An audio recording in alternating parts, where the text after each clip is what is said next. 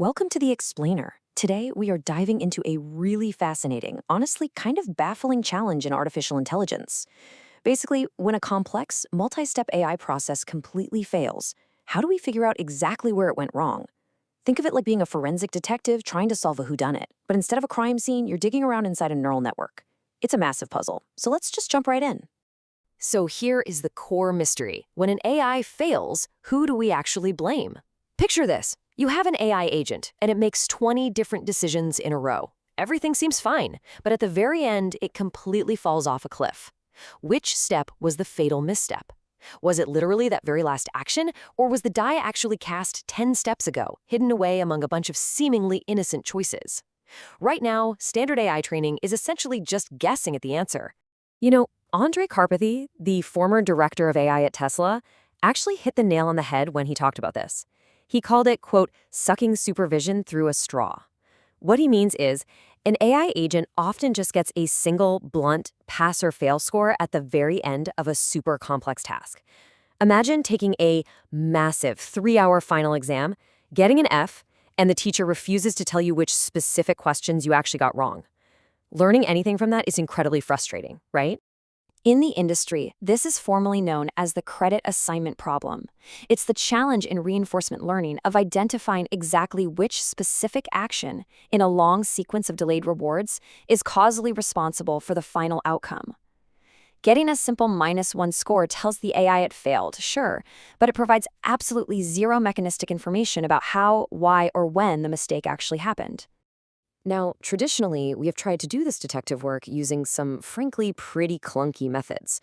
We've got things like temporal difference learning, which relies on implicit estimates, or hindsight experience replay, which just tries to relabel the goals entirely. Recently, people have even started using LLM judges, literally having another language model grade the AI steps. But honestly, these just introduce compounding errors and require massive, expensive data sets. They aren't actually looking inside the AI's brain. They're just sitting on the outside making really educated guesses. And that brings us to something absolutely game-changing. It's a new internal forensic tool called Gradient-Weighted Attention Attribution, or GWAA.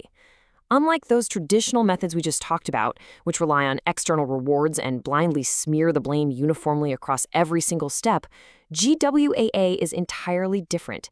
It pinpoints the blame directly by looking at the AI's very own internal attention gradients. It's a true inside job. Okay, so how does this internal X-ray actually work in practice? It breaks down into 3 steps.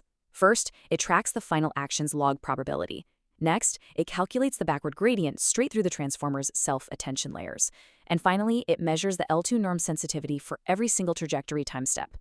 Now, if that sounds like a mouthful, the logic itself is actually beautiful. GWA is just checking how sensitive that final, fatal decision was to what the AI was focusing on at every single previous step. If the sensitivity is really high, well, that implies a very high causal responsibility. To actually prove this works, researchers needed a proving ground, so they used the stochastic frozen lake V1 environment. I want you to imagine trying to walk across a highly slippery, totally iced-over sidewalk. The AI might make the absolute perfect decision to step forward safely, but the environment's random stochastic dynamics might just slide it sideways, right into a hole. The decision itself was totally correct, but the ice caused a slip. This is where the genius of the slip causal step protocol comes into play. You see, to test our GWA detective tool, we need undeniable ground truth proof of exactly when the AI lost control.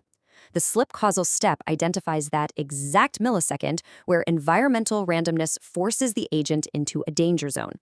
By comparing what the AI intended to do with what actually happened in the environment, the researchers created an automatic, verifiable label for the precise moment of failure.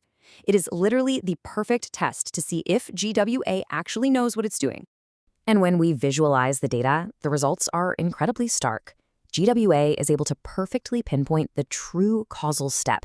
Instead of getting confused by all the noise, the system highlights the exact verified moment the agent slipped, assigning blame based completely on the AI's own internal math. It successfully localizes the precise moment of failure, piercing right through the distraction of all those innocent preceding and succeeding steps. When you look at how it actually distributes that blame, it's a night and day difference. GAWA creates this massive, sharp spike of blame exactly at the moment of failure, say right at time step 6, finding the real culprit instantly. Now, contrast that with standard reinforcement methods. They return completely flat, useless distributions, smearing a tiny bit of blame everywhere. They're utterly blind to the actual mechanics of why the failure occurred. This leads us to a really powerful 1-2 punch. First, on blame precision, GWA achieves a massive 49% improvement over those traditional methods. That is a huge leap. But honestly, the second part might be even more important. The learning curves for the models stay absolutely identical. This means this deeply complex internal audit is operating completely in the background without interfering with or slowing down the actual training process. Which brings me to my absolute favorite number in this whole explainer, 0. That is the exact amount of extra computational overhead GWA adds to the policy optimization loop.